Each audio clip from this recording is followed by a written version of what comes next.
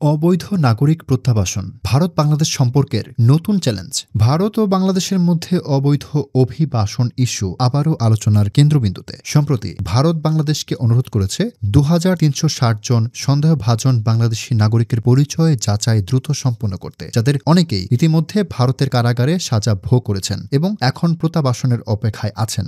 ভারতের পররাষ্ট্র মন্ত্রণালয়ের মুখপাত্র রণধীর জয়সওয়াল জানান, এই যাচাই প্রক্রিয়া ২০২০ সাল থেকে ঝুলে আছে, যা এখন দ্রুত সমাধানের প্রয়োজনীয়তা সৃষ্টি করছে। ভারতীয় বিভিন্ন রাজ্যে, বিশেষ করে ওড়িশা ও ত্রিপুরায় অবৈধ বাংলাদেশি অভিবাসীদের শনাক্ত করে আটক করা হচ্ছে। ওড়িশা সরকার ইতিমধ্যে জেলার প্রশাসকদের ডিটেনশন সেন্টার স্থাপনের নির্দেশ দিয়েছে, যেখানে অবৈধ অভিবাসীদের রাখা হবে যতক্ষণ না তাদের প্রত্যাবাসন সম্পন্ন হয়। এই প্রেক্ষাপটে প্রশ্ন উঠছে, বাংলাদেশ কি নাগরিকদের দ্রুত শনাক্ত করে ফিরিয়ে নিতে প্রস্তুত?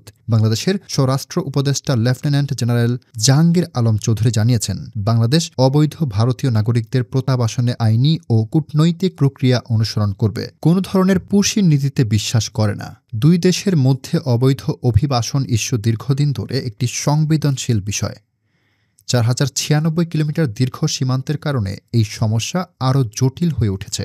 ভারতের অপারেশন পুশব্যাকের মাধ্যমে অবৈধ অভিবাসীদের ফেরত পাঠানোর উদ্যোগ এবং বাংলাদেশের কূটনৈতিক সমাধানের উপর জোর দেওয়ার মধ্যে সমন্বয় সাধন কতটা সম্ভব? বিশেষজ্ঞরা বলছেন, এই ইস্যুতে দুই দেশের মধ্যে সমন্বিত ও স্বচ্ছ কূটনৈতিক উদ্যোগ প্রয়োজন, যাতে মানবাধিকার রক্ষা হয় এবং সীমান্ত নিরাপত্তা নিশ্চিত থাকে। অবৈধ অভিবাসন সমস্যার সমাধানে কেবল আইন প্রয়োগ নয়, বরং পারস্পরিক সহযোগিতা ও বোঝাপড়ার মাধ্যমে একটি টেকসই সমাধান খুঁজে বের করা জরুরি। আপনারা দেখছিলেন প্রতিদিন সকাল।